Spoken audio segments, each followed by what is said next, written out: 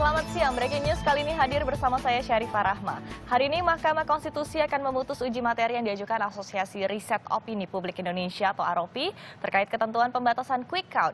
Dan menurut AROPI, pembatasan merugikan pihaknya. Sementara ada juga anggapan publikasi survei dan hasil quick count ini berpotensi mempengaruhi pilihan masyarakat. Dan bagaimana kondisi saat ini, kita langsung pantau jalannya sidang uji materi langsung dari gedung Mahkamah Konstitusi. Oleh karena itulah jika konstitusi hendak dijadikan sebagai konstitusi yang hidup, maka ia juga harus ditafsirkan dengan menyerap pikiran-pikiran yang hidup di masyarakat tempat konstitusi itu berlaku. Dari sinilah asal mula ada gium bahwa konstitusi hanya akan berdaya jika ia mampu mentransformasikan dirinya ke dalam pikiran-pikiran yang hidup. Sehingga secara sederhana dapat dikatakan bahwa dibatalkan atau tidaknya suatu norma undang-undang bertumpu pada kombinasi dua objek, yaitu satu, makna norma undang-undang yang sedang diuji, dan dua, makna norma Undang-Undang Dasar 1945 yang sedang dipergunakan sebagai parameter pengujian. Makna di sini harus dipahami sebagai rangkaian pengetahuan yang dibentuk oleh rumusan tertulis norma hukum, sekaligus realitas sosial kemasyarakatan yang menjadi basis berdirinya norma dimaksud. Dengan kata lain, makna norma hukum menurut Mahkamah adalah sebuah proses sintesa antara teks dan konteks, yaitu jalinan antara rumusan norma hukum dengan realitas yang sedang diaturnya.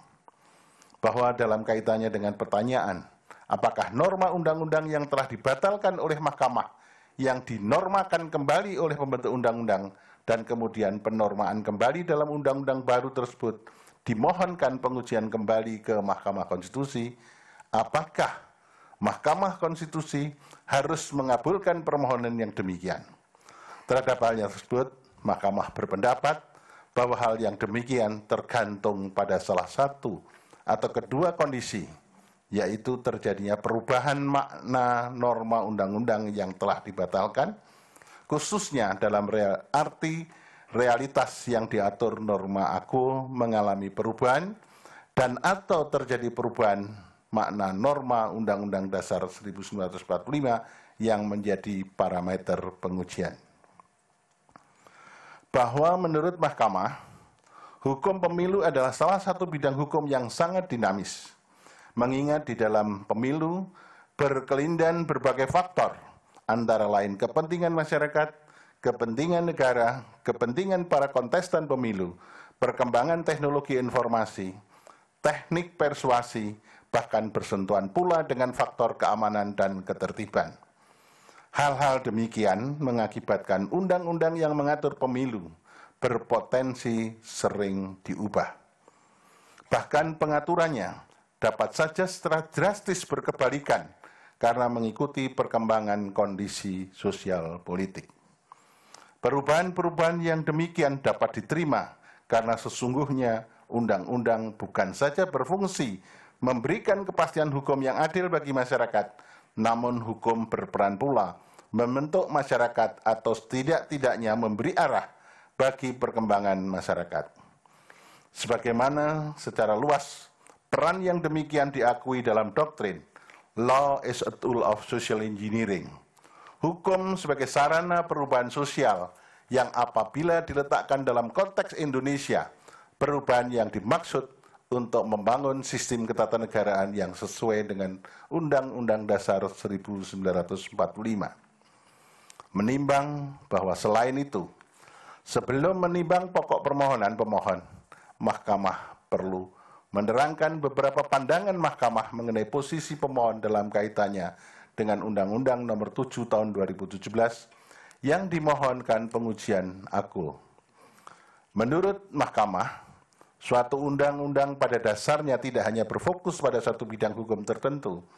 Keberirisan dengan bidang hukum lain adalah hal yang tidak dapat dihindari, namun harus selalu diletakkan dalam konteks bahwa bidang hukum lain yang ikut diatur adalah sebagai bidang pendukung dan bukan bidang utama. Dalam Undang-Undang Nomor 7 Tahun 2017 Yang dimohonkan pengujian ini, fokus utamanya adalah mengatur tata cara pelaksanaan pemilihan presiden dan wakil presiden, serta anggota DPR, DPD, dan DPRD. Bidang survei atau jajak pendapat yang didalilkan sebagai hak konstitusional pemohon pada dasarnya menurut Mahkamah hanya bagian kecil dari persoalan kepemiluan. Bahkan, sebagai bentuk partisipasi masyarakat, survei atau kegiatan lain yang serupa hanyalah merupakan subbagian dari partisipasi masyarakat. Sementara itu, substansi pokok yang diatur dalam Undang-Undang Nomor 7 Tahun 2017 adalah tata cara penyelenggaraan pemilu dengan segala tahapannya untuk memilih presiden, wakil presiden, serta anggota DPR, DPD, dan DPRD. Menimbang bahwa berkenaan dengan persoalan konstitusionalitas yang didalilkan pemohon bahwa pasal 449 ayat 2 Undang-Undang 7 tahun 2017 yang menyatakan bahwa pengumuman hasil survei atau jajak pendapat tentang pemilu sebagaimana dimaksud pada ayat 1 dilarang dilakukan pada masa tenang. Berikut ketentuan pidana yang diatur pada diatur dalam pasal 449 ayat 6 dan pasal 509 Undang-Undang Nomor 7 Tahun 2017 bertentangan dengan Undang-Undang Dasar 45. Selanjutnya, Mahkamah mempertimbangkan sebagai berikut. Bahwa oleh karena pemohon mendalilkan pasal 449 ayat 2 dan ayat 5 terkait dengan isu pengumuman hasil survei pada masa tenang, dan ketentuan sanksi pidana yang menyertainya sebagaimana diatur pasal 509 dan pasal 540 ayat 1 Undang-Undang 7 2017 bertentangan dengan pasal 28D ayat 1, pasal 28D ayat 3 dan pasal 28D F. Saya ulangi, dan pasal 28F Undang-Undang Dasar 1945. Maka persoalan yang harus dipertimbangkan oleh Mahkamah adalah apakah terdapat alasan bagi Mahkamah untuk mengubah pendiriannya dalam menilai konstitusionalitas norma pasal-pasal AKO sebagaimana tertuang dalam putusan-putusan sebelumnya. Bahwa sebelum Mahkamah mempertimbangkan lebih jauh tentang pertanyaan konstitusional sebagaimana telah diuraikan dalam paragraf di atas, Mahkamah akan terlebih dahulu menelaah kembali terkait dengan pertimbangan Mahkamah dalam putusan Mahkamah Konstitusi nomor 14/PU 11 Romawi tahun 2013 bertanggal 23 Januari tahun 2014. Pada saat Mahkamah menyatakan dalam putusannya bahwa pemilihan umum yang sesuai dengan Undang-Undang Dasar 1945 adalah pemilu yang dilaksanakan secara serentak, yaitu pemilu yang dilaksanakan bersamaan atau serentak untuk memilih anggota DPR, DPD, dan DPRD, serta pemilu untuk memilih presiden dan wakil presiden. Lebih lanjut, Mahkamah dalam pertimbangan hukumnya juga secara tersirat telah menegaskan kepada pembentuk undang-undang untuk membuat undang-undang yang secara khusus mengatur pemilu secara serentak yang akan dilaksanakan pada tahun 2019. Dengan kompleksitas yang demikian, menjadi tak terhindarkan adanya konsekuensi akan kebutuhan cara penilaian, cara pandang yang berbeda pula dengan penilaian dan cara pandang tatkala pemilu untuk memilih presiden dan wakil presiden dipisahkan penyelenggaraannya dari pemilu untuk memilih anggota DPR, DPD, dan DPRD. Perbedaan yang demikian secara rasional juga akan mempengaruhi cara menilai konstitusionalitas norma yang mengatur pelaksanaannya. Bahwa Undang-Undang Nomor 7 Tahun 2017 merupakan landasan hukum untuk penyelenggaraan pemilu 2019 yang antara lain mengacu pada putusan Mahkamah Konstitusi Nomor 14 Tahun 2013. Menurut Mahkamah, Undang-Undang Nomor 7 Tahun 2017 memiliki kompleksitas yang sangat berbeda dengan Undang-Undang Nomor 10 Tahun 2008, Undang-Undang Nomor 42 Tahun 2008, dan Undang-Undang Nomor 8 Tahun 2012. Salah satu penyebab perbedaan tersebut Demikian adalah siaran langsung dari Gedung Mahkamah Konstitusi. Kami akan kembali usai jeda. Kembali di Breaking News, kita akan pantau kembali jalannya pembacaan putusan uji materi tentang pembatasan quick count dari Mahkamah Konstitusi Jakarta Pusat. Oleh karena itu, jika Undang-Undang Pemilu memperbolehkan adanya pengumuman hasil survei atau jajak pendapat tentang pemilu pada masa tenang, sama saja dengan menerima fakta empirik tersebut. Begitu pula halnya dengan sejumlah lembaga penyiaran. Dengan demikian, membenarkan pengumuman hasil survei atau jajak pendapat pada masa tenang, sama saja dengan membenarkan adanya kampanye pada masa tenang. Oleh karena itu, pengumuman hasil survei atau jajak pendapat pada masa tenang yang dilakukan oleh lembaga survei atau jajak pendapat yang dahulu oleh Mahkamah dalam pertimbangan putusan nomor 9 PUU 7/2009 dipertimbangkan sebagai pendapat yang tendensius. Pada saat ini sebagian diantaranya telah merupakan fakta empirik. Meskipun hanya sebagian, kondisi demikian apabila dibiarkan sangat berpotensi memengaruhi kemurnian suara rakyat dalam menentukan pilihannya yang pada akhirnya akan bermuara pada tidak terwujudkannya azas pemilu yang jujur dan adil sebagaimana diamanatkan oleh pasal 22E ayat 1 Undang-Undang Dasar 1945. Terlebih lagi, jika faktor kesiapan masyarakat yang merupakan bagian dari budaya hukum dan budaya politik masyarakat juga turut menjadi pertimbangan sebagaimana tampak secara aktual pada reaksi yang terjadi terhadap hasil jajak pendapat tersebut. Perihal kesiapan masyarakat demikian telah dipertimbangkan pula dalam putusan Mahkamah Konstitusi nomor 14 PUU 11/2013 bahwa dalam hubungannya dengan permohonan aku apabila dilihat dalam konteks putusan sebelumnya, dalil pemohonnya menyatakan seolah-olah pembentuk undang-undang telah mengabaikan putusan mahkamah. Pandangan demikian tidaklah sepenuhnya keliru. Namun, apabila diletakkan dalam konteks yang lebih luas, larangan untuk mengumumkan hasil survei atau jajak pendapat pada masa tenang memiliki tujuan yang jauh lebih mendasar, yaitu untuk menjaga dan melindungi kemurnian suara pemilih dalam menentukan pilihannya.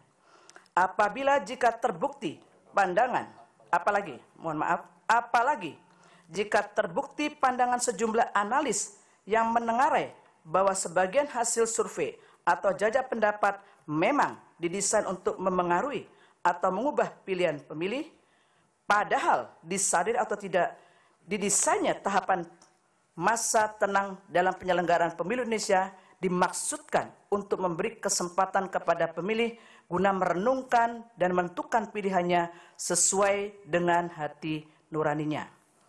Menimbang bahwa berdasarkan pertimbangan tersebut di atas, dengan mempertimbangkan fenomena yang berkembang dalam masyarakat saat ini, adanya larangan bagi lembaga survei untuk mengumumkan hasil survei atau jajak pendapat tentang pemilu pada masa tenang adalah sejalan dengan semangat pasal 22E ayat 1 Undang-Undang Dasar 1945 dan telah memenuhi syarat pembatasan hak konstitusional sebagaimana termaktub dalam pasal 28J ayat 2 Undang-Undang Dasar 1945. Oleh karenanya, dalil pemohon aku adalah tidak beralasan menurut hukum. Menimbang bahwa terkait dengan persoalan konstitusionalitas norma, pasal 449 ayat 5 Undang-Undang 7/2017 yang menyatakan pengumuman perakhiran hasil penghitungan cepat pemilu hanya boleh dilakukan paling cepat 2 jam setelah selesai pemungutan suara di wilayah Indonesia bagian Barat. Berikut ketentuan pidananya yang diatur dalam pasal 540 ayat 2 Undang-Undang 7/2017 bertentangan dengan Undang-Undang 1945 sebagaimana didalilkan pemohon. Mahkamah mempertimbangkan sebagai berikut. Bahwa sebelum mempertimbangkan lebih jauh dalil pemohon aku, penting bagi Mahkamah untuk mengutip putusan Mahkamah Konstitusi nomor 24 PUU 12/2014 dalam paragraf 3.10.1 sebagai berikut. Dianggap dibacakan. Bahwa berdasarkan pertimbangan hukum di atas, telah ternyata bahwa ketentuan pasal 247 ayat 5 Undang-Undang 8 2012 yang telah dinyatakan inkonstitusional oleh Mahkamah, di mana ketentuan tersebut adalah substansinya tidak berbeda dengan substansi yang termuat dalam ketentuan pasal 449 ayat 5 Undang-Undang 7 2017. Demikian pula rumusan pasal 247 ayat 5 Undang-Undang 8 2012 yang substansinya juga tidak berbeda dengan yang dirumuskan dalam ketentuan pasal 245 ayat 3 Undang-Undang 10 2008 yang mana substansi norma pasal 245 ayat 3 Undang-Undang 10 2008 tersebut juga telah dinyatakan inkonstitusional dalam putusan Mahkamah Konstitusi nomor 9 PUU 7 2009. Persoalannya, apakah pembentuk undang-undang berpendapat adanya urgensi berupa kebutuhan hukum untuk menyelesaikan permasalahan di lapangan yang relevan dengan upaya menyelenggarakan pemilu agar sesuai dengan azas yang dianut dalam pasal 22E Undang-Undang Dasar 1945, sehingga dibutuhkan pengaturan norma pasal yang saat ini dimohonkan pengujian kembali. Pertanyaan demikian muncul karena dalam batas penalaran yang wajar adalah tidak mungkin pembentuk undang-undang tidak mengetahui perihal keberadaan putusan mahkamah tersebut. Karena materi muatan norma pasal yang dimohonkan pengajuan aku selalu menjadi materi muatan Undang-Undang Pemilu sejak pemilu 2009. Menurut mahkamah, materi demikian memang menjadi kebutuhan untuk menjaga kemurnian suara rakyat. Sehingga dengan demikian tidak cukup alasan untuk menyatakan bahwa pembentuk undang-undang dengan sengaja mengabaikan putusan mahkamah. Bahwa mahkamah memahami pentingnya hak atas kebebasan mendapatkan informasi, termasuk di dalamnya hak untuk menyampaikan informasi, sebagaimana dijamin oleh pasal 28F Undang-Undang Dasar 1945, adalah bagian dari hak asasi manusia yang harus dilindungi, dimajukan, ditegakkan, dan dipenuhi, sebagaimana amanat pasal 28I Undang-Undang Dasar 1945. Namun, Undang-Undang Dasar 1945 telah pula mengatur mengenai pembatasan hak dan kebebasan tersebut. Terlebih lagi terhadap hak-hak yang bukan termasuk dalam kategori non-derigible rights. Sehingga dalam konteks permohonan aku, masalahnya apakah ketentuan batas waktu paling cepat 2 jam setelah selesai pemungutan suara di wilayah Indonesia bagian Barat untuk mengumumkan atau menyampaikan perakiraan hasil penghitungan pemilu sebagaimana diatur dalam pasal 449 ayat 5 Undang-Undang 7 2017 telah menyebabkan masyarakat menjadi kehilangan hak untuk menyampaikan dan mendapatkan informasi sebagaimana dijamin dalam pasal 28F Undang-Undang Dasar 1945. Terhadap masalah tersebut, mahkamah berpendapat bahwa ketentuan batas waktu paling cepat 2 jam setelah selesai pemungutan suara di wilayah Indonesia bagian Barat untuk mengumumkan atau menyampaikan perakiraan hasil penghitungan cepat pemilu sebagaimana diatur dalam pasal 449 ayat 5 Undang-Undang 7 2017 tidaklah dapat dimaknai bahwa ketentuan tersebut telah menghilangkan hak masyarakat untuk menyampaikan dan mendapatkan informasi berkenaan dengan perakiraan hasil penghitungan cepat pemilu. Kendati pun terdapat batas waktu paling cepat 2 jam setelah selesai pemungutan suara di wilayah Indonesia bagian Barat untuk mengumumkan atau menyampaikan perakiraan hasil penghitungan cepat pemilu, hal demikian hanyalah menunda sesaat hak dimaksud demi alasan yang jauh lebih mendasar, yaitu melindungi kemurnian suara pemilih yang jika diikuti petitum pemohon, maka ketika pengumuman mulai dilakukan, beberapa wilayah di Indonesia belum selesai melaksanakan pemungutan suara. Karena wilayah Indonesia terbagi dalam 3 zona, yaitu waktu Indonesia bagian timur, waktu Indonesia bagian tengah, dan waktu Indonesia bagian barat. Perbedaan pembagian waktu di Indonesia ini dengan yang lain adalah selama 1 jam. Artinya antara waktu Indonesia bagian timur dan waktu Indonesia bagian tengah, selisih waktunya adalah 1 jam, dan antara waktu Indonesia bagian tengah dan waktu Indonesia bagian barat juga selisihnya adalah 1 jam. Dengan demikian, penyelenggaraan pemilu di Indonesia bagian timur lebih cepat 2 jam daripada di Indonesia bagian barat. Demikian pula dengan pelaksanaan pemilu di Indonesia bagian tengah lebih cepat 1 jam daripada di Indonesia bagian barat. Oleh karenanya, dalam penyelenggaraan pemilu sesuai dengan asas pasal 22E Undang-Undang Dasar 1945, kemurnian suara pemilih terutama untuk pemilih yang sedang memberikan suaranya di wilayah Indonesia bagian Barat, yang mana penyelenggaraan pemilunya lebih lambat 2 jam dari Indonesia bagian Timur dan lebih lambat 1 jam dari Indonesia bagian Tengah, harus tetap dijaga karena pemungutan suaranya belum selesai dilaksanakan. Bahwa selisih waktu 2 jam antara wilayah Indonesia bagian Barat dengan wilayah Indonesia bagian Timur memungkinkan hasil penghitungan cepat pemilu di wilayah Indonesia bagian Timur sudah diumumkan ketika pemungutan suara di wilayah Indonesia bagian Barat belum selesai dilakukan. Pengumuman hasil penghitungan cepat demikian, yang karena kemajuan teknologi informasi dapat dengan mudah disiarkan dan diakses di seluruh wilayah Indonesia, berpotensi memengaruhi pilihan sebagian pemilih yang bisa jadi mengikuti pemungutan suara dengan motivasi psikologis sekedar ingin menjadi bagian dari pemenang. Apalagi, sebagaimana telah dipertimbangkan sebelumnya, pertimbangan perihal budaya hukum dan budaya politik masyarakat turut pula menjadi faktor determinan terhadap tercapai atau tidaknya maksud mewujudkan kemurnian suara pemilih yang hendak dicapai oleh azas jujur dan adil dalam pasal 22E ayat 1 Undang-Undang 1945.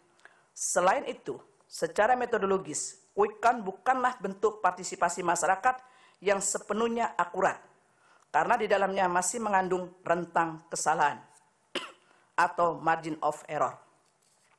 Dengan demikian, sekecil apapun margin of error dalam metodologi quick count yang digunakan, hal demikian tetap berpengaruh, terutama ketika selisih perolehan suara antar kandidat berada dalam margin of error tersebut.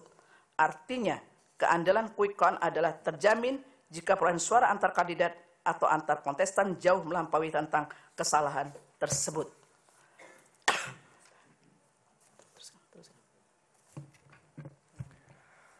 Dengan demikian, pembatasan dalam bentuk penundaan pemenuhan hak untuk memberikan dan memperoleh informasi sebagaimana diuraikan di atas, yang disebabkan oleh perbedaan wilayah waktu tersebut masih memenuhi syarat pembatasan sebagaimana dimaksud pada pasal 27J ayat 2 Undang-Undang 28J ayat 2 Undang-Undang Dasar 1945.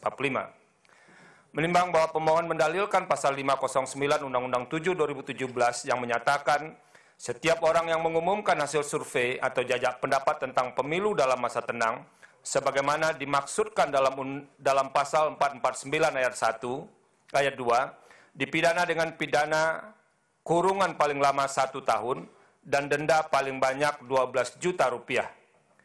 Pasal 540 ayat 1 Undang-Undang 7 2017 yang menyatakan pelaksana kegiatan penghitungan cepat yang melakukan